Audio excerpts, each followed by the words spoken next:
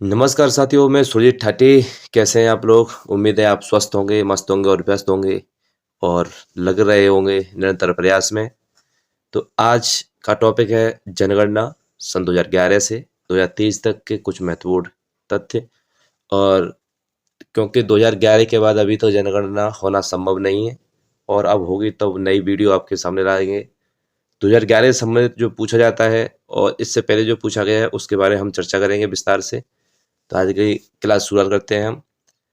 भारत में जनगणना से जुड़े कुछ महत्वपूर्ण तथ्य हैं। भारत में जनगणना की शुरुआत 1872 में लॉर्ड मेयो के कार्यकाल में हुई थी। भारत में नियमित जनगणना की शुरुआत 1881 में लॉर्ड रिपन के कार्यकाल में हुई थी।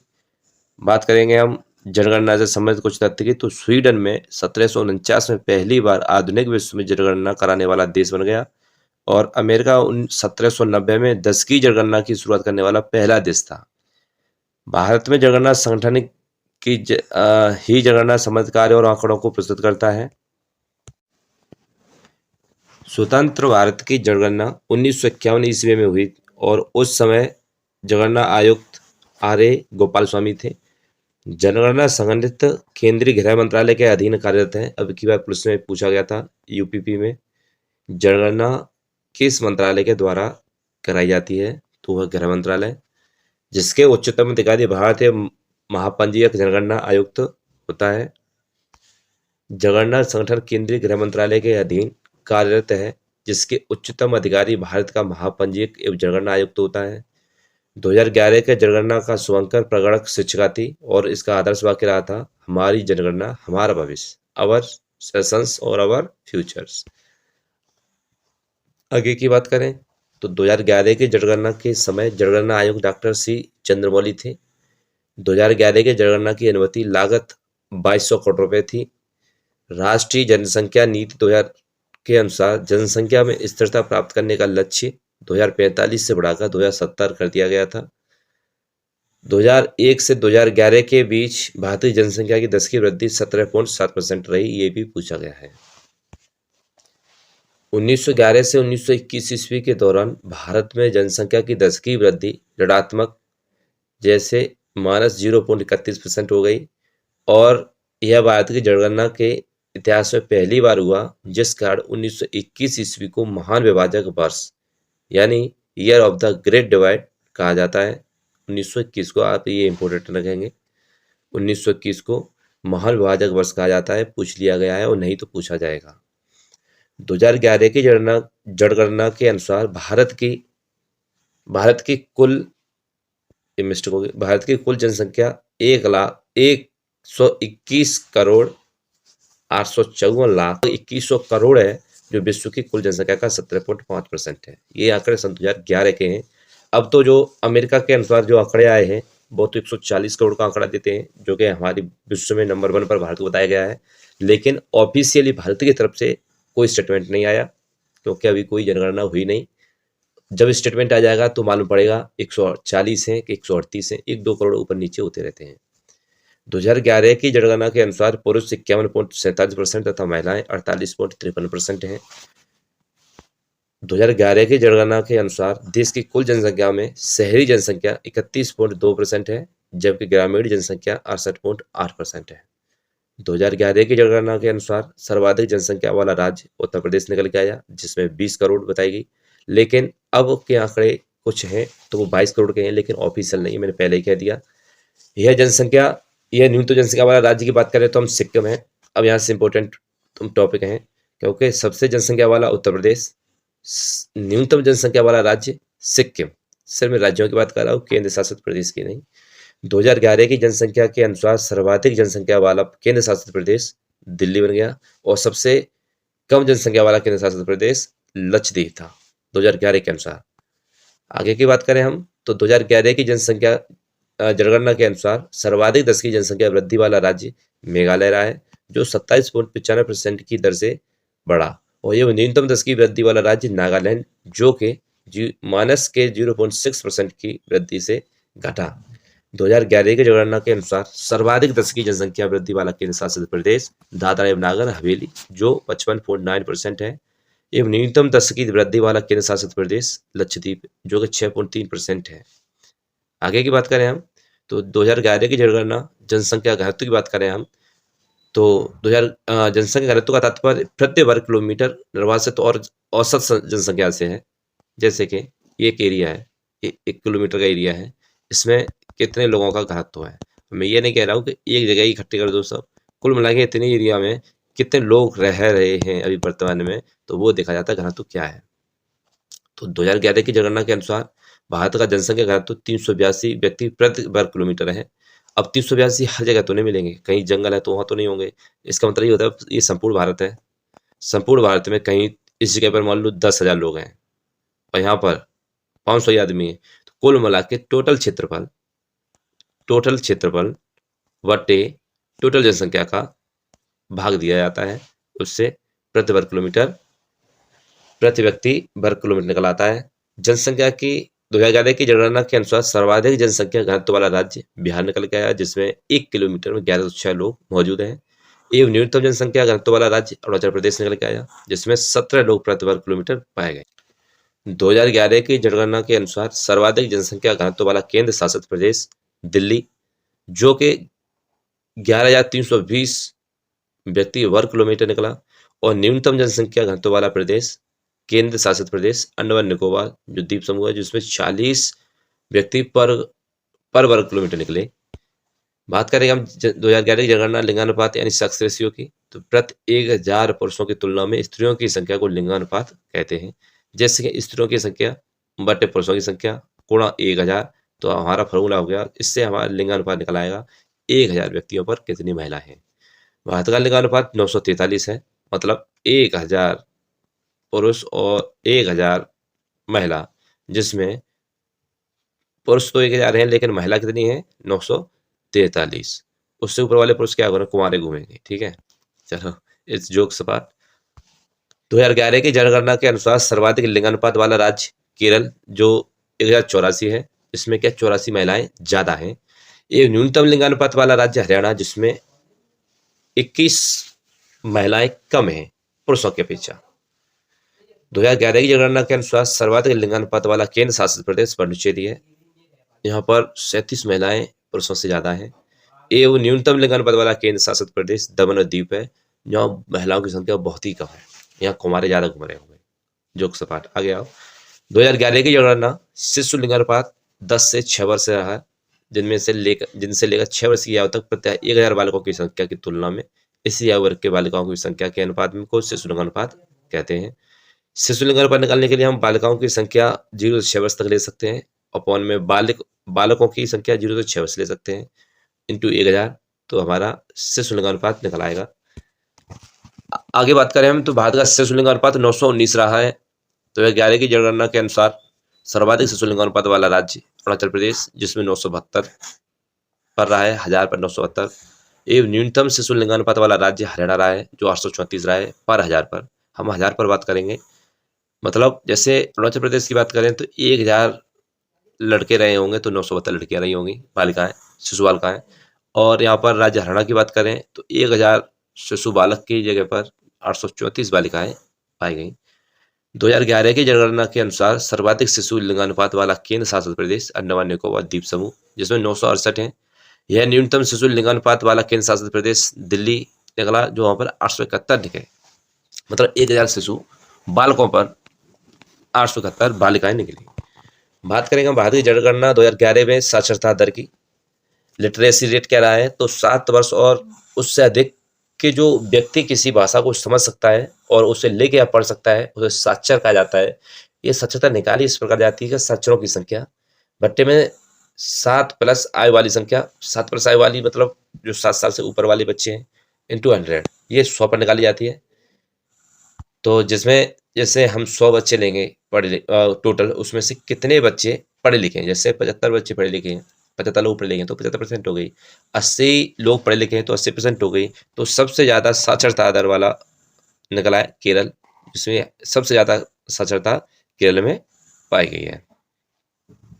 भारत की जनगणना 2011 की साक्षरता दर 74.4% टोटल ऑल ओवर निकली है, संपूर्ण भारत की 74.4%। जैसे कहीं तो 50 हो गई किसी राज्य की, कहीं 90 भी होगी, कहीं 98 होगी, कहीं 86 होगी, तो कुल मिला ऑल ओवर औसत 74.4% भारत का निकला है। भारतीय जनगणना 2011 के अनुसार सर्वाधिक साक्षरता वाला राज्य केरल, जो 94% एवं न्यूनतम साक्षरता वाला राज्य बिहार, जिसमें 61.8% रहा। भारतीय जनगणना 2011 के अनुसार सर्वाधिक साक्षरता वाला केंद्र शासित प्रदेश लक्षद्वीप रहा है। केंद्र शासित प्रदेशों में लक्षद्वीप 91.8% के साथ रहा है और न्यूनतम साक्षरता वाला केंद्र शासित प्रदेश दादर एवं नागर हवेली जो 76.2% रहा है। मुझे ऐसा लगता है इस साइड देखकर कि जो राज्य हैं, राज्यों के अपेक्षा केंद्र शासित प्रदेश फिर भी अच्छे पढ़े लिखे हैं, क्योंकि छोटा घर सुखी घर वैसा कुछ मुझे लग रहा है, क्योंकि यहाँ लक्षद्वीप है वो 91% है और सबसे कम वाला है वो भी 76% है, जो कि बिहार से काफी अच्छे आंकड़े रखता है। भारत की जनगणना 2011 जो ग्रामीण जनसंख्या और शहरी जनसंख्या में तुलना की गई है। भारतीय जनगणना 2011 के अनुसार सर्वाधिक ग्रामीण जनसंख्या वाला राज्य हिमाचल प्रदेश रहा है, जो 90% लोग गाँव में रहते हैं, और न्यूनतम ग्रामीण जनसंख्या वाला राज्य गोवा है, जो वहाँ पर गाँव है ही नहीं, सिर्फ 37 के आसपास वहाँ पर लोग रह रहे हैं। भारतीय जनगणना 2011 के अनुसार सर्वाधिक शहरी जनसंख्या वाला राज्य गोवा निकला है, 62.2% लगभग शहर में रह रहे हैं, और न्यूनतम शहरी जनसंख्या वाला राज्य हिमाचल प्रदेश है, जो सिर्फ 10% लोग शहर में रह रहे हैं। इसके अंदर हिमाचल प्रदेश में शहरों की संख्या कम है। भारतीय जनगणना 2011 के अनुसार सर्वाधिक शहरी जनसंख्या वाला केंद्र शासित प्रदेश दिल्ली, जो 97.5% है, क्योंकि हो सकता है पूरी दिल्ली ही शहर है, ये न्यूनतम भाई दिल्ली जो राजधानी ठहरी भारत की, इसीलिए 97.5% ऐसे लगा देना है आपको आंख मीच कर। सबसे ज्यादा शहरी लोग दिल्ली में, सबसे कम हिमाचल प्रदेश, क्योंकि हिमाचल प्रदेश में कौन रहेगा, जितने तो हैं वो सब पहाड़ हैं, तो गाँव ही मिलेंगे छोटे छोटे वो भी। एवं न्यूनतम शहरी जनसंख्या वाला केंद्र शासित प्रदेश अंडमान निकोबार द्वीप समूह है। यहाँ पर शहर कहाँ से बनेगा, यहाँ तो टापू इतने हैं, तो यहाँ पर हर टापू पर गाँव ही मिल सकते हैं। तो अंडमान निकोबार द्वीप समूह में सबसे कम शहर हैं, तो यहाँ पर 37.7% ही शहर पाए गए। आगे की बात करें हम 2011 की जनगणना के अनुसार सबसे ज्यादा अनुसूचित जाति यानी SC जनसंख्या प्रतिशत वाला राज्य या केंद्र शासित प्रदेश बात करें तो प्रदेश पंजाब निकला है, इसमें 31.9% SC कम्युनिटी रहती है। नागालैंड, अरुणाचल प्रदेश, लक्षद्वीप, अंडमान निकोबार द्वीप समूह में कोई भी अनुसूचित जाति नहीं है, यहाँ पर कोई भी शेड्यूल कास्ट निवास नहीं करती है। भारत की जनगणना 2011 अनुसूचित जनजाति जिसे ST बोलते हैं वो, और भारतीय जनगणना 2011 के अनुसार देश में अनुसूचित जनजाति यानी ST कुल संख्या लगभग 10.43 करोड़ है। 2011 की जनगणना के अनुसार एक और आंकड़ा है कि सबसे ज्यादा अनुसूचित जनजाति ST जनसंख्या वाला राज्य केंद्र शासित प्रदेश कहें तो वो प्रदेश मध्य प्रदेश निकला है। मध्य प्रदेश में सबसे ज्यादा ST लोग रहते हैं। 2011 की जनगणना के अनुसार सबसे ज्यादा अनुसूचित जनजाति ST जनसंख्या प्रतिशत वाला राज्य या केंद्र शासित प्रदेश लक्षद्वीप रहा है, जो 94.8% रहा। पंजाब, हरियाणा, दिल्ली, चंडीगढ़, पुडुचेरी में कोई भी अनुसूचित जनजाति यानी ST निवास नहीं करती है। इंपोर्टेंट में डाल लेना, पंजाब, हरियाणा, दिल्ली और चंडीगढ़, पुडुचेरी में कोई भी जनजातियां नहीं रहती। 2021 जनगणना से संबंधित महत्वपूर्ण तथ्य की बात यह है कि 2021 की 16वीं जनगणना आयोग श्री विवेक जोशी हैं, जो 2023 तक नहीं करा सके अभी तक। आदर्श वाक्य की बात करें तो जन भागीदारी से जन कल्याण, ये आदर्श वाक्य रहा है 2021 का। 2021 की जनगणना भारत में पहली बार डिजिटल जनगणना होगी, लेकिन अभी हुई नहीं। कुछ क्वेश्चन है जनगणना से संबंधित। तो पहला क्वेश्चन ये है, प्रथम पंचवर्षीय योजना का कार्यकाल कब रहा, तो इसका रहा है 1951 से 1956, ये इंपोर्टेंट में डाल लेना। कौन सी पंचवर्षीय योजना हेरोड डोमर मॉडल पर आधारित थी, तो हेरोड डोमर मॉडल पर पहली पंचवर्षीय योजना आधारित थी। 2011 की जनगणना के अनुसार किस केंद्र शासित प्रदेश का लिंग अनुपात सबसे ज्यादा है, तो पुडुचेरी का है। आगे प्रथम पंचवर्षीय योजना के किस पर जोर दिया गया था, तो कृषि विकास पर जोर दिया गया था। अब मैं इसमें पंचवर्षीय योजनाएं और जनसंख्या दोनों ही कराऊंगा। 2011 की जनगणना के अनुसार किस राज्य का लिंग अनुपात सबसे ज्यादा रहा, तो केरल। दूसरी पंचवर्षीय योजना का कार्यकाल 1956 से 1961 रहा है। सबसे कम लिंग अनुपात किस केंद्र शासित प्रदेश का है, तो दमन और दीव का है। कौन सी पंचवर्षीय योजना PC महालनोबिस मॉडल पर आधारित थी, तो सेकंड पंचवर्षीय योजना PC महालनोबिस मॉडल पर आधारित थी। मैं इसमें इस PDF में आपको पंचवर्षीय योजना और जनगणना के दोनों कॉम्पैक्ट क्वेश्चन कराऊंगा, दोनों ही जुड़े हुए होंगे। सबसे कम लिंगानुपात किस राज्य का है, तो ये हरियाणा का है। द्वितीय पंचवर्षीय योजना में किस क्षेत्र पर अधिक जोर दिया गया, तो औद्योगिक विकास पर दिया गया। तीसरी पंचवर्षीय योजना का कार्यकाल 1961 से 1966 रहा। 2011 की जनगणना के अनुसार भारत का दूसरा सर्वाधिक आबादी वाला राज्य कौन सा रहा है? वो है महाराष्ट्र। तीसरी पंचवर्षीय योजनाओं में किस पर जोर दिया गया? वो आत्मनिर्भरता, कृषि, उद्योग, इन सब पर दिया गया। 2011 की जनगणना के अनुसार किस राज्य की साक्षरता दर नीचे से दूसरी है? तो अरुणाचल प्रदेश की है। आगे की बात करें हम तो राष्ट्रीय जनसंख्या नीति 2000 के अंतर्गत जनसंख्या में स्थिरता प्राप्त करने वाला लक्ष्य 2045 से बढ़ाकर क्या कर दिया गया है? तो 2070 कर दिया गया है। पहला पंचवर्षीय योजना अवकाश कब से कब तक रहा? तो 1966 से 1969 तक रहा। अगला क्वेश्चन है, भारत में सबसे घनी आबादी वाला राज्य है? तो वो है बिहार। चौथी पंचवर्षीय योजना का कार्यकाल 1969 से 73 तक रहा। अगला क्वेश्चन, 2011 के अंतिम जनगणना परिणाम के अनुसार भारत में घनत्व क्या है? तो 382 वर्ग किलोमीटर है। चौथी पंचवर्षीय योजना में किस क्षेत्र में जोड़ दिया गया था? तो आत्मनिर्भरता। देखो, पंचवर्षीय योजनाएं और जनगणना दोनों ही एक साथ क्वेश्चन है, तो दोनों को ही करते हुए चलें। उस समय का नाम बताएं, उस राज्य का नाम बताएं जिसमें जनगणना सबसे कम है? तो अरुणाचल प्रदेश, जो कि पीछे हम कर चुके हैं। जनगणना 2011 के अनुसार देश में सबसे अधिक घनत्व निम्न में से किसने दर्ज किया है? तो वो दिल्ली ने। अगला क्वेश्चन है, पांचवी पंचवर्षीय योजना का कार्यकाल 1974 से 1978 का। भारतीय जनसंख्या में ऋणात्मक वृद्धि दर किस दशक में दर्ज की गई? तो 1911 से 1921 तक, जो पीछे हमने बताया था। 2011 की जनगणना के अनुसार भारत में शहरों में रहने वाले लोगों की संख्या है लगभग 37 करोड़। पांचवी पंचवर्षीय योजना में किस पर जोर दिया गया था? तो गरीबी हटाओ पर जोर दिया गया। जनगणना 2011 के अनुसार भारत में स्त्री साक्षरता की दृष्टि से केरल के बाद दूसरा स्थान किस राज्य का था? तो वो था मिजोरम। राज्यों की बात की जाए तो सबसे पहले रोलिंग प्लान किस पार्टी ने स्वीकार किया था? वो थी जनता पार्टी, 1978। अगला क्वेश्चन है, जनगणना आकलन रिपोर्ट प्रदर्शित करती है भारत विश्व का सबसे युवा देश है और वर्ष 2020 में भारतीयों की औसत उम्र होगी तो 29 वर्ष। टीपीपी यानी 20 पॉइंट प्रोग्राम गरीबी हटाओ अभियान किस वर्ष शुरू किया गया था? 1975 इंदिरा गांधी जी द्वारा शुरू किया गया था। 2011 की जनगणना के अनुसार भारत की कुल जनसंख्या में नगरीय जनसंख्या का कितना प्रतिशत है? तो 31.2% रहा। दूसरा योजना अवकाश कब से कब तक आया था? 1979 से 1980 तक रहा। किस राज्य में अनुसूचित जनजाति एसटी की जनसंख्या सर्वाधिक है? तो वो है मध्य प्रदेश। छठी पंचवर्षीय योजना का कार्यकाल रहा था 1980 से 85 रहा है। 2011 की जनगणना के अनुसार किस राज्य की आबादी की अधिकतम है? तो वो है उत्तर प्रदेश। सातवीं पंचवर्षीय योजना का कार्यकाल रहा है तो 1985 से 1990 तक। जनसंख्या के आकार की दृष्टि से भारत का सबसे छोटा राज्य रहा है सिक्किम। भारत में पहली बार जनगणना कब हुई थी? 1872 ईस्वी में हुई थी। तीसरा योजना अवकाश कब से कब तक रहा? 1990 से 1992 तक। भारत में पहली बार जनगणना किसके कार्यकाल में संपन्न हुई थी? तो वो हुई थी लॉर्ड मेयो। आठवीं पंचवर्षीय योजना का कार्यकाल 1992 से 1997 रहा। 2011 की जनगणना के अनुसार भारत की जनसंख्या है 121.05 करोड़, लेकिन 2023 से आंकड़े क्या निकल के आएंगे 24 से, तो आप प्रस्तुत किए जाएंगे जब नई पीडीएफ आएगी। आठवीं पंचवर्षीय योजना में किस पर जोर दिया गया है? तो रोजगार पर दिया गया है, आधुनिकीकरण पर दिया गया है, आत्मनिर्भरता पर दिया गया है। 2011 की जनगणना के अनुसार इनमें से निम्नलिखित में से किस राज्य में स्त्री और पुरुष साक्षरता में सबसे अधिक अंतराल रहा है? तो राजस्थान में। अगला क्वेश्चन, नौवीं पंचवर्षीय योजना का कार्यकाल 1997 से सन 2002 रहा है। 2011 में देश के इनमें से किस राज्य में साक्षरता दर सबसे कम थी? तो वो थी बिहार में। 2011 की जनगणना में बिहार की अनुमानित आबादी है 10 करोड़। 11 की जनगणना के अनुसार भारत में इन राज्यों में से सबसे अधिक जनसंख्या घनत्व वाला राज्य कौन सा बना? बिहार। 11 की जनगणना के अनुसार ग्रामीण जनसंख्या का सबसे अधिक अनुपात किस राज्य में है? तो हिमाचल प्रदेश। 11वीं पंचवर्षीय योजना में किस पर जोर दिया गया था? तो तीव्रतम एवं समावेशी विकास पर। 11 की जनगणना के अनुसार भारत के किस राज्य की जनसंख्या सबसे कम है? तो वो है सिक्किम। 11 की जनगणना के अनुसार विश्व की कुल जनसंख्या में भारत की भागीदारी है लगभग 17.5%। योजना आयोग द्वारा कितनी पंचवर्षीय योजना बनाई गई? तो 12 बनाई गई हैं। 2011 की जनगणना स्वतंत्रता प्राप्ति के बाद की कौन सी जनगणना है? तो 7वीं है। किस पंचवर्षीय योजना में हरित क्रांति को जन्म दिया गया? तो तीसरी।